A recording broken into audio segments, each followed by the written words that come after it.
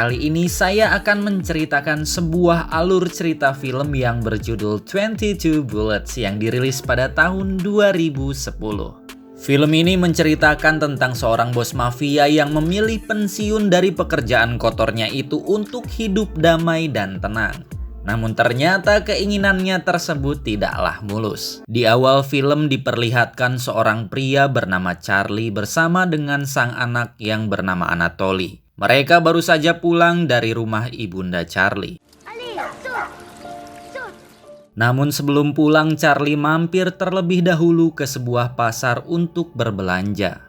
Sesampainya di sana terlihat kerumunan orang yang sedang menyaksikan pertunjukan embek yang membuat Anatoly penasaran dan ingin melihatnya. Kemudian Charlie pun menurunkan Anatoly sementara ia sendiri akan memarkirkan mobilnya di sebuah basement. Namun sesampainya di sana tiba-tiba ia diberondong senjata oleh sekelompok orang yang tak dikenal.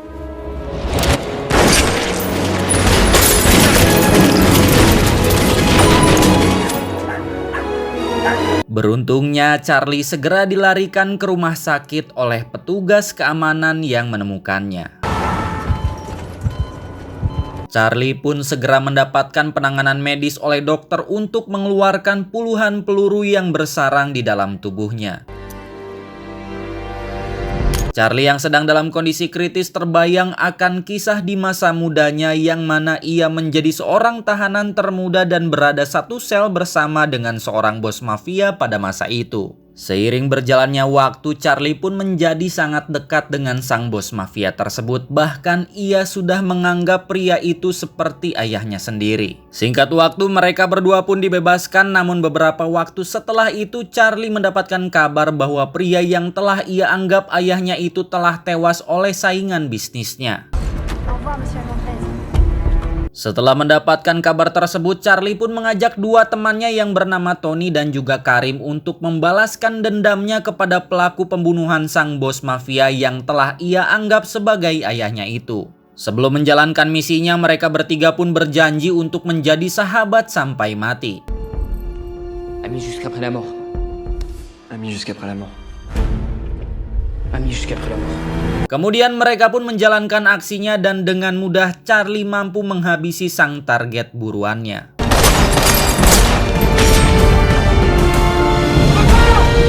Setelah berhasil menghabisi targetnya, Charlie pun kemudian menjadi seorang bos mafia yang paling disegani di wilayahnya. Dan mulai saat itu juga Tony dan Karim pun menjadi tangan kanan dari Charlie. Kembali ke masa kini, terlihat seluruh media memberitakan tentang penembakan Charlie yang dikenal sebagai bos mafia yang telah berhenti dari pekerjaan kotornya tersebut. Sementara itu di rumah sakit, keluarga Charlie hanya bisa melihat keadaan Charlie dari luar ruangan karena mereka belum diperbolehkan masuk ke dalam ruangan perawatan. Singkat cerita, pada keesokan harinya terlihat Charlie yang telah siuman pun didatangi oleh seorang detektif yang bernama Mary.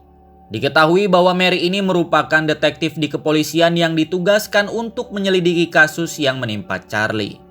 Di sini Mary mengatakan bahwa ada beberapa bekas tembakan pada sebuah dinding basement yang sama di lokasi kejadian penembakan Charlie.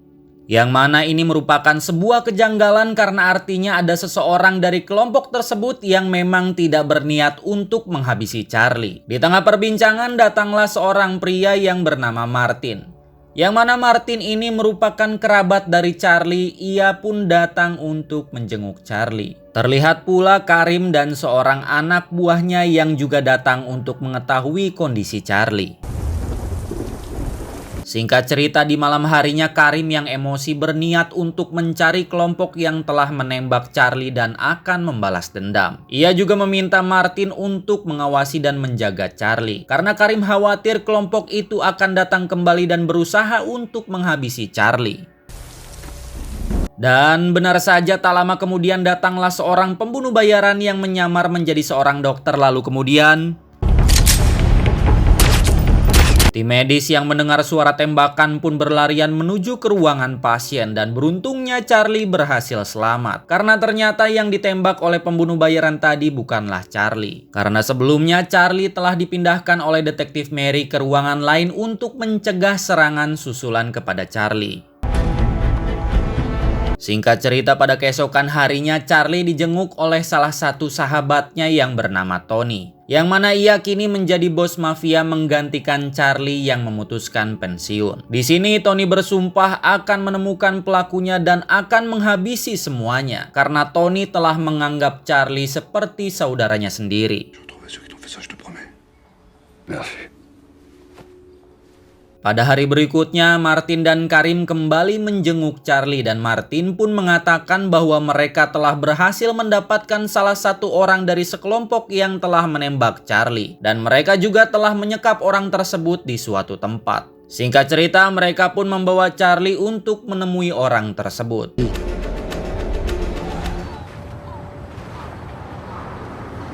Sesampainya di sana, Charlie pun berusaha mendekati orang tersebut yang membuat sang penembak itu pun sangat ketakutan. Namun di sini Charlie pun menenangkannya dan berkata bahwa ia tidak akan menyakitinya apabila sang penembak itu mau berkata jujur siapa yang telah menyuruhnya. Hingga pada akhirnya sang penembak tersebut pun mengatakan bahwa ia diutus oleh Tony, sang sahabat Charlie. Karena ternyata Tony akan mengedarkan barang haram di wilayah kekuasaannya. À cause de la drogue. Dan mengapa Tony berniat membunuh Charlie adalah karena Charlie sangat membenci peredaran barang haram yang tentunya hal tersebut akan sangat mengganggu bisnis yang akan dijalankan oleh Tony. Mendengar hal tersebut, Charlie pun sangat tidak menyangka bahwa Tony telah tega melakukan hal itu kepada dirinya. Setelah mendapat informasi itu, Charlie pun melepaskan sang penembak dan setelah itu Karim menyarankan kepada Charlie agar Tony segera dihabisi. Qu'est-ce qu'on fait de lui? Namun di sini Charlie menolaknya karena ia selalu memegang teguh janji mereka bertiga, yaitu sahabat sampai mati. Ami jusqu'après la mort. Setelah itu Charlie pun diantar pulang ke rumahnya dan di sana Charlie disambut dengan penuh kebahagiaan oleh keluarganya. Di sisi lain, Karim yang sedang berjalan menuju mobilnya, tiba-tiba ia dihampiri oleh sebuah mobil yang kemudian menyekapnya dan membawanya ke suatu tempat. Di sana ia pun disiksa habis-habisan oleh sang penculik, yang mana ternyata sang penculik adalah anak buah Tony yang sebelumnya dilepaskan Charlie. Tak lama kemudian tiba-tiba saja tangan kanan Tony menghabisi orang tersebut karena telah membocorkan informasi kepada Charlie. Kemudian sang tangan kanan Tony pun memerintahkan anak buahnya untuk menghabisi Karim, lalu mengirim jari Karim sebagai bentuk kobaran api peperangan kepada Charlie. Keesokan paginya istri Charlie dikagetkan dengan sebuah paket yang berisi jari tangan Karim.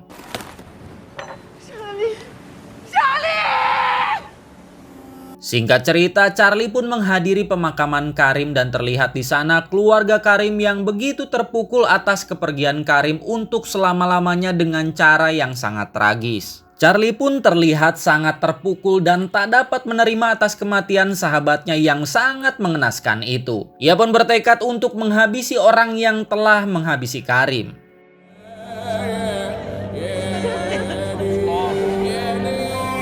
Kemudian Charlie pun menyuruh anak buahnya untuk membawa keluarganya menjauh sejauh mungkin dari kota tersebut karena Charlie akan memulai aksinya.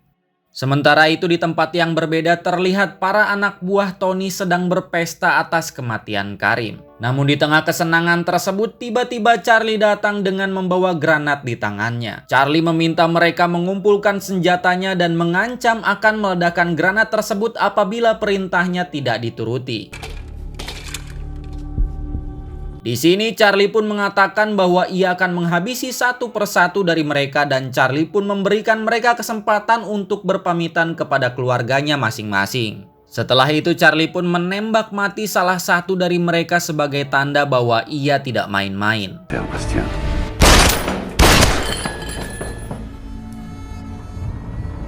Keesokan harinya terlihat salah seorang anak buah Tony mendatangi makam anaknya, lalu tiba-tiba Charlie datang dan mengatakan bahwa hari ini adalah hari terakhirmu hidup.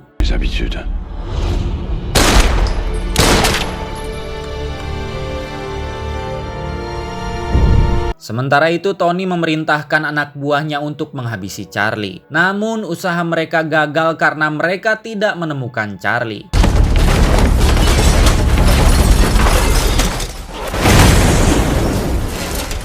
yang ternyata saat ini Charlie sedang berada di tempat persembunyiannya. Beberapa saat kemudian, Martin yang berkunjung ke rumah Charlie menemukan keadaan rumah yang sudah seperti kapal pecah. Martin pun kemudian bergegas pergi ke tempat persembunyian Charlie. Namun tanpa ia sadari, ternyata ia telah dibuntuti oleh anak buah Tony. Sesampainya Martin di tempat persembunyian Charlie, tiba-tiba para anak buah Tony berdatangan. Melihat hal itu, Charlie pun memerintahkan Martin untuk segera pergi dari sana, sementara Charlie akan menghadapi mereka semua. Maintenant, vite.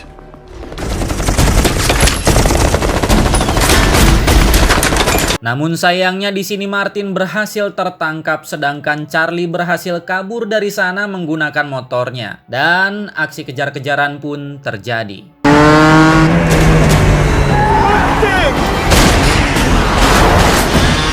Di tengah kejar-kejaran itu, Charlie dengan sengaja menabrakkan motornya ke mobil polisi yang sedang berjaga. Karena dengan cara itu, para anak buah Tony tidak akan berani menangkap Charlie.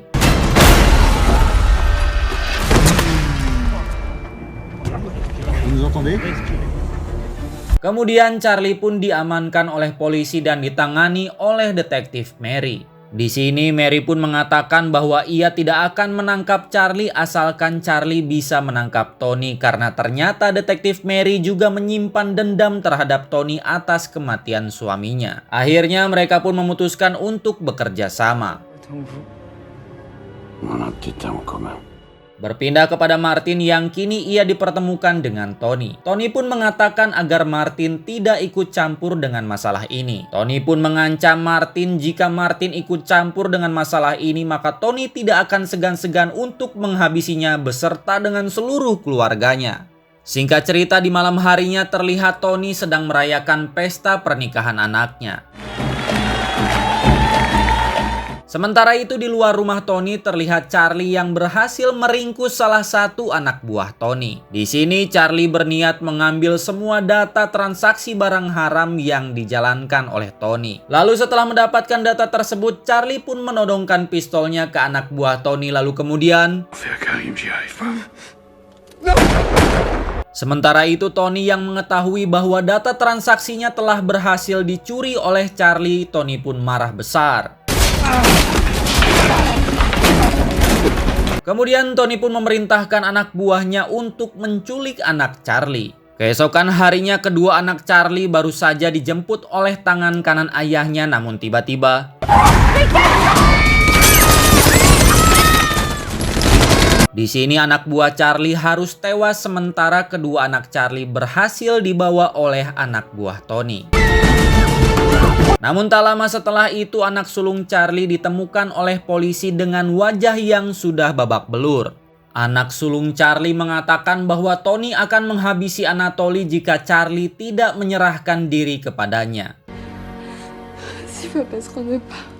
Keesokan harinya Charlie menemui detektif Mary, dan di sini Charlie meminta agar Mary membuat sebuah berita palsu bahwa Charlie telah dipenjara. Je suis rendu à la police, mais vous me laissez libre. Si Zaki a quoi que je suis... Karena dengan begitu Tony akan berhenti untuk memburu Charlie dan akan melepaskan Anatoly. Charlie juga berjanji kepada Mary ia akan segera menangkap Tony untuk membalaskan dendam Mary atas kematian suaminya. Hingga akhirnya detektif Mary pun setuju dengan permintaan Charlie. Je vous en supplie. Namun ternyata setelah Tony mendapat kabar penangkapan Charlie, ia malah memerintahkan anak buahnya untuk tetap menghabisi Anatoly sebagai balasan karena Charlie telah menghabisi anak buahnya. Je veux pas qu'on trouve son corps. Rien. Dan saat anak buah Tony akan pergi ke tempat Anatoly disandra, Charlie pun membuntutinya. Sesampainya di tempat tersebut, Charlie pun masuk lewat jalan belakang, namun untuk dapat sampai ke tempat itu, Charlie harus melewati banyak kawat yang mengelilingi tempat tersebut. Sementara itu, anak buah Tony yang sudah berada di dalam, ia pun memerintahkan seorang pembunuh bayaran untuk menghabisi Anatoly. Namun sang eksekutor tersebut berbalik menyerang sang anak buah Tony itu dan mencoba untuk melepaskan Anatoly. Namun sayangnya anak buah Tony tersebut cepat sadar dan langsung menghabisi orang tersebut. Kemudian ia pun bergegas membawa Anatoly dan jasad sang eksekutor ke dalam bagasi mobil. Kemudian di tengah perjalanan tiba-tiba Charlie muncul dan membuat mobil itu menabrak pohon. Dan dengan mudah Charlie mampu menghabisi anak buah Tony tersebut.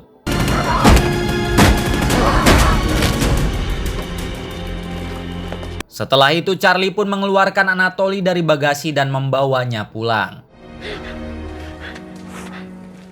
Di rumahnya Charlie pun mengatakan kepada sang istri untuk berhenti bersembunyi karena ternyata Charlie telah menghabisi para anak buah Tony. Dan Charlie juga telah memberikan data transaksi barang haram milik Tony ke detektif Mary. Singkat cerita, Tony yang sedang berada di rumahnya tiba-tiba dikagetkan dengan kedatangan Charlie yang menodongkan pistolnya. T'avertir il y a 3 jours. Qu'est-ce que t'as fait de ma famille? Di sini Charlie mengatakan bahwa ia tidak berniat menghabisi Tony karena Charlie memegang teguh janjinya yaitu sahabat sampai mati. Charlie juga mengatakan bahwa kedatangannya ke sana adalah untuk mengajak Tony berdamai dan melupakan semua yang telah terjadi. Namun saat Charlie lengah tiba-tiba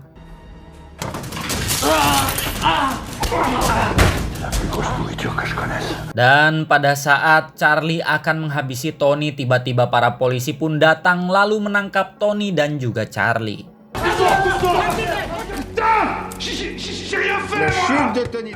Keesokan harinya detektif Mary mengatakan bahwa Tony akan dihukum seumur hidupnya dan ia juga berterima kasih kepada Charlie karena telah membalaskan dendamnya kepada Tony.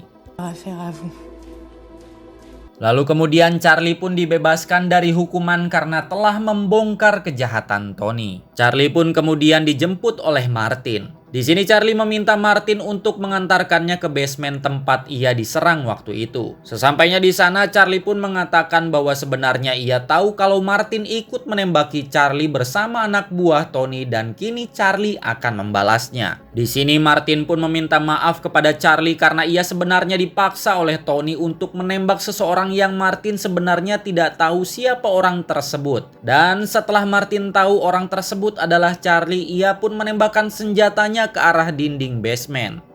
Namun di sini Charlie tetap turun dari mobilnya dan menodongkan senjata ke arah Martin lalu kemudian ternyata Charlie juga melakukan hal yang sama seperti yang telah Martin lakukan. Hingga akhirnya semuanya pun menjadi impas. Dan di akhir film terlihat Charlie akhirnya bisa hidup dengan tenang dan damai bersama dengan keluarganya. Dan film pun berakhir. Baik, itulah tadi alur cerita film 22 Bullets. Pesan yang dapat disampaikan dari film ini adalah ketika kita berusaha untuk menjadi lebih positif, maka hasilnya pun akan positif sekalipun jalannya berliku-liku.